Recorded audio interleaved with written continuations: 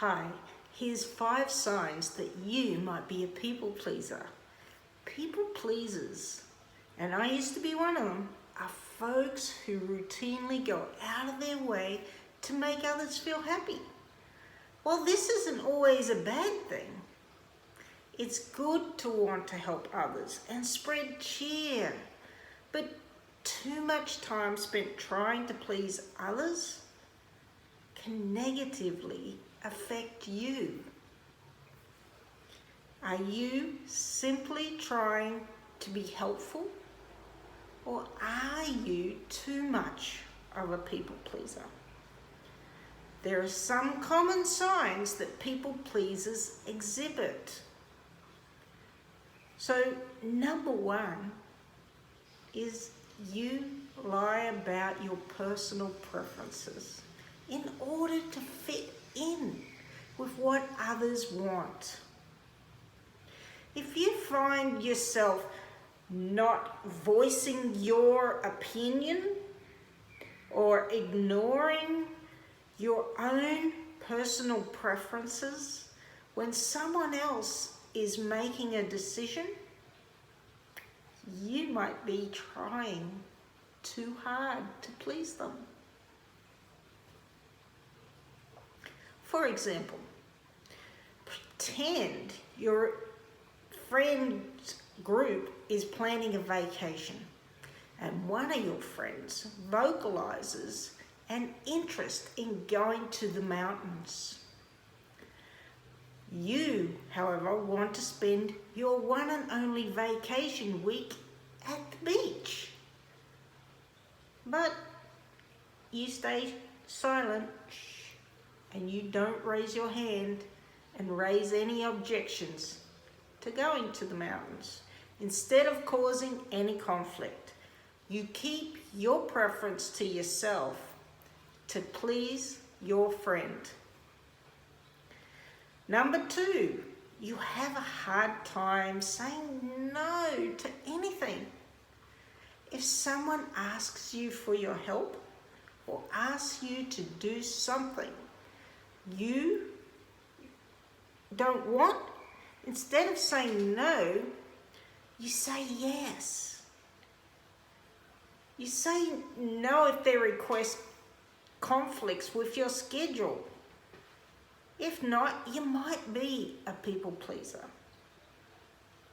Ignoring your own desires, responsibilities and limitations is not only difficult to manage, but it can really wear you down.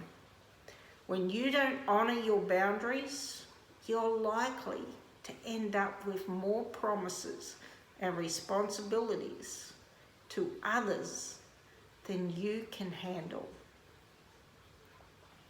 Number 3, you find yourself acting like the people surrounding you. I did this myself. People pleasers often mirror the behaviors of other people demonstrate. For example, pretend you're at a work event with your boss and co-workers. Your boss might tell a really inappropriate joke. Instead of speaking up or walking away, you might laugh right along with the others, even if you really disagree with the attempt at humor, rather than risking upsetting the boss. You decide to be pleasing and laugh instead. Now, while this behavior can seem innocent at first, acting like others in a group in order to please them can snowball into dangerous territory. If someone believes that you totally agree with them, they'll eventually assume that you'll go along with the other ideas and suggestions they make. Number 4, you don't have many of your own opinions to share. You just agree with everything. Serial people pleasers have a hard time responding to questions that require them to express their opinions on a topic.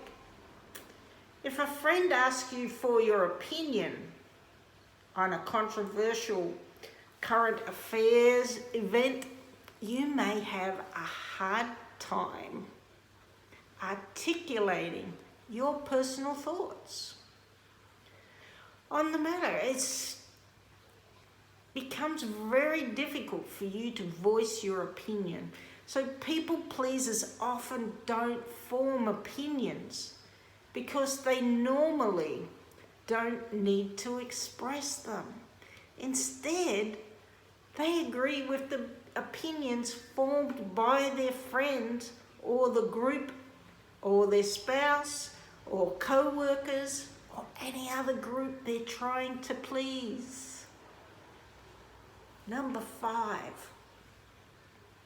you have a hard time sticking to your personal beliefs and values, which sadly often leads to guilty feelings later. Do you feel that? The science of people describes this as a huge trait of people with problems being pleasers. People pleasers will often agree to do something or participate in any activity that goes against their personal beliefs and values. Afterwards, they'll feel immense regret or guilt, and that just builds resentment when you don't get back. Always living in expectations of others will do the same for you, which is totally untrue. And that's where anger starts setting in. So rather than telling the person that you have personal objections to whatever they're asking you to do, you go along with the activity and then handle the guilty feelings later, suppressing them.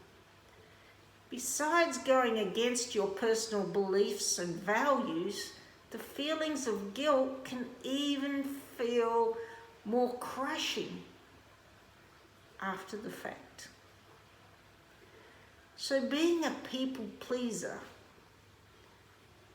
we learn how to manipulate people in order to get something back.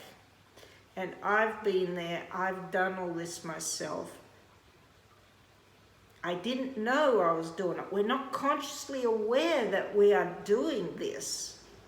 But the truth is, when you become angry because somebody isn't given back to you all that you give to them, that is manipulation. And you need to stop. This is why I want to teach you how to reclaim your power. Reclaim your integrity with self and your values and belief systems so that you can understand who you truly are, so you can learn how to say no to people. You don't have to say it in a way that is derogatory. There are many ways to say no without actually saying no, so that they aren't offended. It just creates a space for them to ask you again later when you are available or you are in the mood to help them. But we have to learn values, boundaries, and integrity and stop blaming when we are the ones creating the problems that we find ourselves in. We are the ones lying to them, to God, and to our souls. And this is where I believe depression comes from. When we keep giving and giving and giving, and we're lying to ourselves that we're happy doing this, when we're not.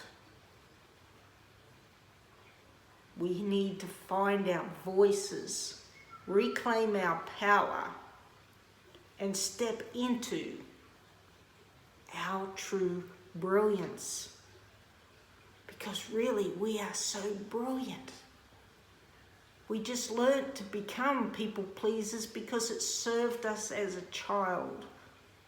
But it's not serving us as adults.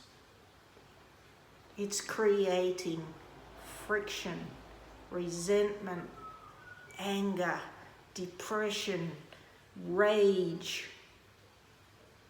So if you feel any of those, it's time to take a look inside of yourself, because you are the only person in control of your emotions. It's not them doing it to you.